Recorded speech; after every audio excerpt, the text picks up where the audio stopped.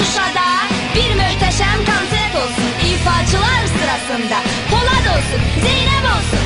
İnşallah. İstəyirəm Zəngəzurdan Naxçıvana yolum olsun. Blokadada yaşayanlar bu bəladan azad olsun.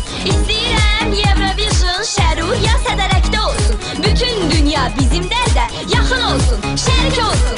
Hər şey yaxşı olacaq, sülh yaranacaq, torpaqlar qayıdacaq. Hər şey yaxşı olacaq, mərdlər qalxacaq, qorxaqlar yıxılacaq.